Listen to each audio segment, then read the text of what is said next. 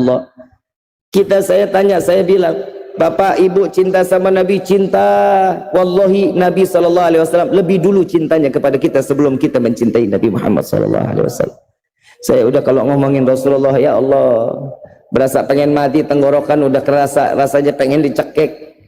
Saya bicara di sini saat ini, orang semua pada ngedengerin saya bicara. Coba kita bisa kebayang, Nabi SAW saat Nabi bicara gini, bukan lagi orang yang dengerin dilemparin batu kita.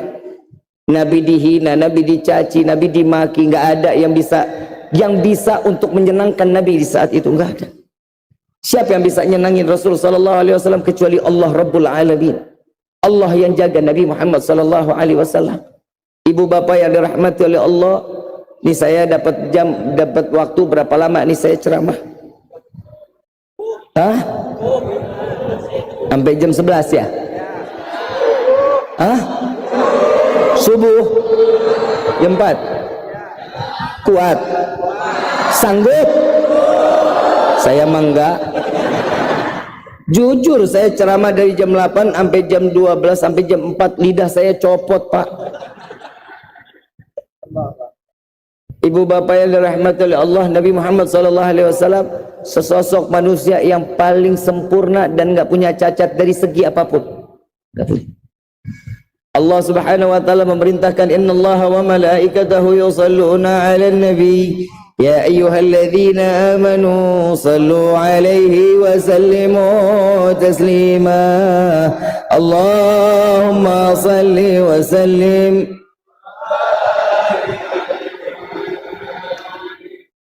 Allah telah membuktikan cintanya kepada Rasul sallallahu alaihi wasallam, dan Nabi sallallahu alaihi wasallam memberikan cintanya semuanya kepada umat Nabi Muhammad sallallahu alaihi wasallam. Saya mau tanya, di sini ada yang pernah nggak makan 7 hari 7 malam? Ada? Coba tunjuk tangannya, ada? Nabi sallallahu alaihi wasallam sampai detik ini nggak ada riwayat yang Nabi yang kekenyangan selama 3 hari berturut-turut. Nabi nggak pernah ada riwayat. 2 hari Nabi kenyang, hari ketiganya Nabi lapar. 2 hari kelaparan, 1 hari ketiganya Nabi kenyang. Gak ada riwayat Nabi sampai dikatakan kenyang setiap hari, gak pernah. Ini beda sama kita. Kalau kita hidup nyari kenyang daripada laparnya. Sampai Nabi SAW, jangan terlalu kenyang. Kenyang itu akan mengeraskan hati kita, akan menjauhkan kita untuk taat ibadah kepada Allah. Tidak akan lagi seseorang akan tunduk kepada Allah jika perutnya dalam keadaan kenyang. Nabi lebih banyak lapar daripada kenyangnya. Kita bagaimana? Banyakkan kenyang daripada laparnya. Nabi lebih banyak memikirkan umat. Nabi lebih banyak memikirkan orang lain dibanding harus memikirkan dirinya sendiri. Riwayat banyak menyatakan, kenapa Nabi lapar sampai 7 hari? Di dalam riwayat Sayyidina Umar mendengar suara batu, suara tulang yang bergesekan dengan tulangnya Nabi SAW. Padahal itu bukan tulang. Kita udah banyak riwayatnya kita dengar ini. Batu yang bergesekan saat Nabi SAW menaruhnya di pinggang Nabi SAW untuk mengganjal perut Rasulullah SAW. Sayyidina Umar bertanya, ya Rasulullah, apakah engkau sakit? Tidak, wahai Umar, aku mendengar ada suara tulang yang seperti tulang beradu, ya Rasulullah. Aku dengar daripada dirimu.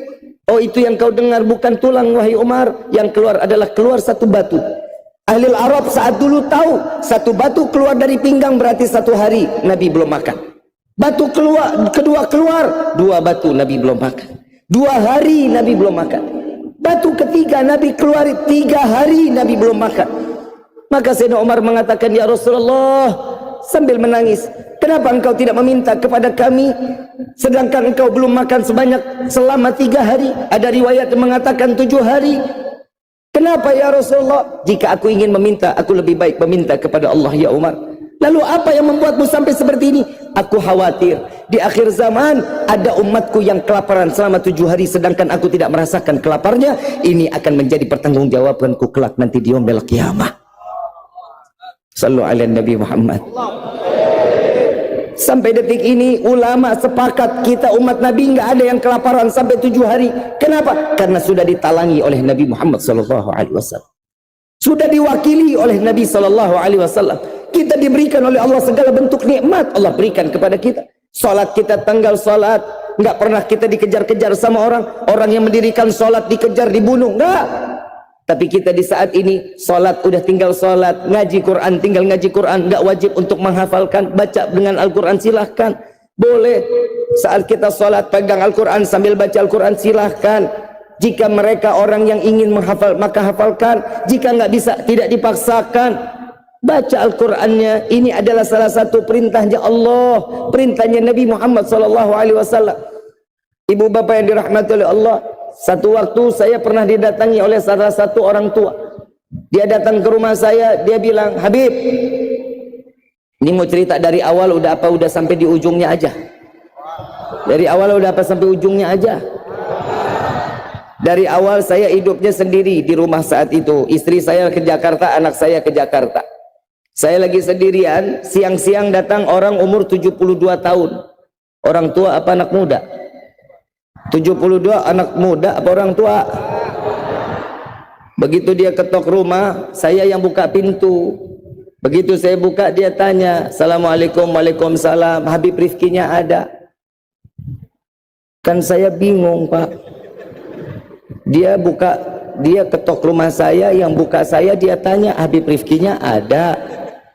Saya kalau di rumah pakai kaos aja, kaos pakai kain sarung, nggak pakai peci, karena di rumah saya. Saya buka pintu, begitu lihat dia tanya Habib Rifkinya adalah, dia nggak kenal saya. Ternyata bukan follower saya, Pak. Saya bilang silakan Pak, saya panggil Habib Rifkinya, saya bilang. Beliau duduk masuk ke dalam rumah, saya masuk, saya ikhtiramid duyuf. Saya memuliakan tamu, saya semata ingin minta dimuliakan oleh Allah Subhanahu wa taala. Saya datang lagi, saya pakai gamis, saya pakai peci, saya memuliakan karena ada tamu. Dia ngeliat saya, dia bengong. Habib Rifki Pak, saya Habib Rifki Pak. Saya panggilnya Rifki aja Pak, karena bapak orang tua panggil saya Rifki aja, jangan dipanggil Habib Pak. Kalau bisa dipanggil Gus Pak. Bapak bilang, Habib, saya mau tanya Habib. Tunggu dulu sebelum bapak nanya, saya mau tanya dulu lagi. Bapak mau minum kopi, minum teh, apa mau apa Pak?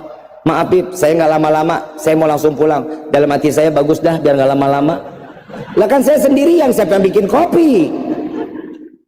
Saya ambilin air putih, saya sediakan air putih. Begitu saya duduk ditanya, Habib, saya ngelihat dari video-video Habib selalu mengajak orang untuk sholawat, untuk menyanjung-nyanjung Rasulullah. Habib terlalu memuliakan Nabi, Habib terlalu mengagungkan Nabi. Seakan-akan Nabi ini dituhankan oleh Habib. Salah Pak, tak dulu siapa yang tuhani Nabi?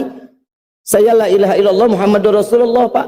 Kalau saya mentuhankan Nabi, saya nggak pernah mentuhankan Nabi. Tapi Rasulullah yang membuat kita kenal siapa Allah. Jadi wajib kita salawat. Oh berarti Nabi Muhammad yang tahu itu salawat itu kan doa Habib. Iya betul. Berarti Nabi Muhammad itu butuh doa dong dari kita. Ini kira-kira kalau anak muda saya ajak begulat berantem sampai bonyok-bonyok nggak apa-apa lah. Ini orang tua Bapak. Saya mesti dengan adab, saya terjawab lagi Pak. Doanya itu kembalinya sama kita. Di dalam kitab Ta'limut Ta'lim, orang yang bersolawat kepada Nabi, solawatnya itu masuk dalam golongan banyak solawatnya. Yang pertama solawatnya malaikat kepada Rasulullah, itu berupa istighfar, ampunan, maghfirah. Ada yang kedua solawatnya Allah kepada Nabi, itu adalah rahmah. Ini adalah ini manfaat buat kita. Kalau kita salawat kepada Nabi, mau nggak mau kan kita dapetin tuh dosa kita diampunin oleh Allah, kita mendapatkan rahmat kasih sayang dari Allah. Doanya kembali kepada kita. Oh Habib salah, baik Pak, kalau saya salah saya minta maaf, saya bilang. Terus dia tanya lagi yang kedua, Habib, kenapa harus Nabi Muhammad yang harus dimuliakan? Banyak, sedangkan nabi-nabi banyak, Rasulullah banyak, kenapa harus Nabi Muhammad? Maaf Pak, kita golongan umatnya Nabi. Iya, tapi kan umat Nabi yang lain juga boleh dong kita memuliakan. Wajib kita yakini. Nabi Isa kita wajib yakini, Nabi Daud kita wajib yakini. Kenapa? Karena mereka ini adalah orang-orang yang diutus oleh Allah. Nabi Musa alaihissalatu wassalam wajib kita taati. Tapi ingat, semua itu ada di dalam Al-Quran. Nabi yang menjadikan mukjizatnya, Allah memberikan mukjizat kepada Nabi adalah Al-Quran. Makanya ini yang kita tuntun Pak. Jawabannya lagi, Habib salah, baik, saya salah Pak, tak apa-apa, saya minta maaf ya Pak. Ini padahal emosi udah 220. Karena orang tua kita sabar. Yang ketiga dia tanya, lagi ngapain sih kita memuliakan mengagungkan Nabi? Emang Nabi Muhammad ada berkahnya? Habib ngomong berkah. Saya mau tanya dulu om yang lain, tahu nggak sih arti berkah? Tahu? Sama ternyata. Pernah makan cabai? Apa rasanya? Pernah lihat pedasnya? Pernah pegang pedasnya? Bisanya diapain pedasnya? Begitu juga pun berkah. Berkah itu nggak bisa dilihat, berkah itu nggak bisa dipegang, tapi dirasa. Saya punya guru Al Habib Ali bin Abdurrahman bin Ahmad As-Segaf, Sayyidil Walid, beliau mengatakan, mau tahu arti berkah, duit di kantong belum habis udah datang lagi, itu namanya berkah. Paham? Duit aja paham. Emang manusia ini kalau mesti diarah-arahin ke duit, pahamnya cepat, Masya Allah. Akhirnya ini bapak bilang lagi sama saya, Habib, emang Nabi Muhammad ada berkahnya? Ada. Apa berkahnya? Banyak bapak. Sampai detik ini kita ngerasain keberkahannya Nabi. Apa? Makan pakai tangan kanan. Itu keberkahan yang Nabi berikan kepada kita. Oh bukan, itu mah sunnah. Maaf pak, kita tahu nggak artinya berkah pak? Saat kita memakan ada bakteri-bakteri yang baik untuk menghancurkan makanan di dalam perut, adanya di tangan kita. Ini kan berkah pak. Kalau bukan Nabi yang ngajarin, kita mana tahu? Kita nggak tahu. Ini berkah ilmunya pak. Terus apalagi? Ada lagi pak. Ada satu riwayat keberkahan hidup Nabi ini luar biasa pak. Ludahnya Nabi berkah pak. Bisa jadi masukin orang ke dalam surga, dijauhin orang dari siksa api neraka. Mana buktinya? Satu riwayat dari Imam Bukhari radhiyallahu anhu radhahu. Tatkala saat itu Rasulullah sedang mengajar. Saat Nabi mengajar, Nabi ini kalau mau buang ludah tuh ngedaham dulu. Itu saat ngedaham, semua sahabat tangannya ada di hadapan Nabi. Begitu sampai di hadapan Nabi, di tangan itulah Nabi SAW meletakkan ludahnya. Ludahnya Nabi nggak pernah sampai ke bawah tanah. Ludah Nabi nggak pernah sampai ke bawah tanah dari awal Nabi menjadi seorang Rasul sampai akhir. Nabi nggak pernah ludahnya sampai di bawah tanah. Diambil sama sahabat, disapu dari ujung rambut sampai ujung kaki. Apa jawaban Nabi? Neraka, dosa, murtad, kafir. Enggak. Nabi SAW mengatakan, wahai sahabatku, engkau tidak akan pernah terjilat daripada siksaan api neraka. Ini ludahnya Nabi. Beda sama ludahnya kita. Orang banyak yang bilang guru, kiai, ludah. Bodoh amat, murid pada melengos. Tuh coba kita lihat.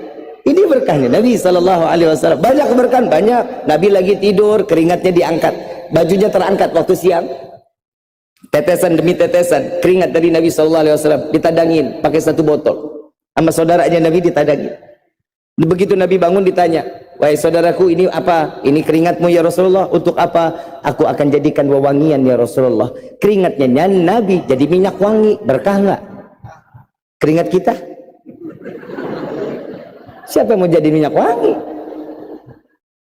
Nabi kalau buang air besar, Nabi manusia, iya betul Nabi manusia. Nabi buang air besar, iya Nabi buang air besar. Saat Nabi buang kotoran, bumi terbuka. Kotoran Nabi dimakan bumi.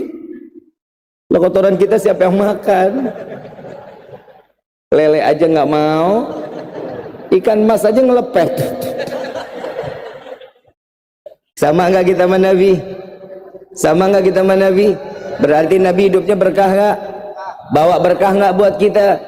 Alhamdulillah. Contoh majlis ini kan bawaan Nabi. Ini adalah warisan nih dari Nabi. Warisannya apa? Di dalamnya ada silaturahmi. Betul nggak? Apa kata Nabi? Orang yang bersilaturahmi ada 3 keuntungannya. Yang pertama, Allah panjangkan umurnya. Orang yang pandai silaturahmi, Allah panjangkan umurnya. Yang kedua, Allah banyakkan rezekinya, dimudahkan rezekinya. Yang ketiga, Allah matikan dalam keadaan husnul khatimah. Jangan cuma silaturahmi doang, sholat kagak. Ntar besok subuh ketok rumah tetangga, Assalamualaikum, insya Allah kopi-kopi aja sih keluar. Rezeki bukan? Tapi jangan 3 hari berturut-turut, tetangga kesel. Ini ngapa jadi ngopinya di rumah saya mulu ini? Silaturahmi yang baik ya. Ini si bapak mau diterusin kan nih bapak nih? Si bapak bilang lagi, oh kalau begitu bukan berkah Bib, itu namanya, itu keuntungan aja yang diberikan oleh Nabi. Ya namanya berkah pak. Saya bilang gitu. Oh enggak, Habib salah. Saya salah lagi pak. Iya pak, saya salah, saya minta maaf ya pak. Kalau Rifki salah tolong bimbing saya. Jawaban yang terakhir apa? Ini udah fix, Habib gurunya salah. Hah? Guru saya salah? Dibilang saya guru saya salah? Guru saya Pak salah? Iya. Saya kepikiran, Habib Gures Baharun guru saya, Habib Munzir Al-Musawa guru saya, Habib Umar bin Hafid bin Syekh Abu Bakar bin Salim guru saya, Habib Abdul Gadir bin Ahmad As-Segaf guru saya, Habib Ali bin Abdurrahman bin Ahmad As-Segaf adalah guru saya. Banyak guru. Ini masih dibilang bukan. Yang salah guru saya. Ya panas lah, jangan pernah bawa-bawa guru. Saya bilang, Bapak, kalau guru saya salah, Bapak lebih salah, Pak. Kenapa? Saya salahin orang tua Bapak. Kenapa ngelahirin anak model kayak Bapak? Saya bilang. Nah iyalah, guru kita yang disalahin kan kesel juga kitanya. Inilah jaga guru-guru kita, selamatin guru-guru kita. Ya, dari ujung rambut sampai ujung kaki. Laula murabbi ma'araftu rabbi. Kalau bukan karena guru-guru kita, kita nggak kenal siapa Allah, siapa Nabi Muhammad sallallahu alaihi wasallam. Coba lihat santri-santrinya Nabi Muhammad sallallahu alaihi wasallam. Sayyidina Abu Bakar, Sayyidina Umar, Sayyidina Uthman, Sayyidina Ali. Ini luar biasa. Mereka adalah santri-santrinya Nabi Muhammad sallallahu alaihi wasallam yang membela gurunya demi apapun dia lakukan. Nyawanya dia serahkan, harta bendanya dia habiskan. Untuk siapa? Untuk Allah dan Rasul sallallahu alaihi wasallam. Kita cuma bisa punya tenaga makmurkan masjid, silaturahmi, taat kepada Allah, patuh sama orang tua. Ini udah cukup. Ini adalah salah satu ibadah buat kita.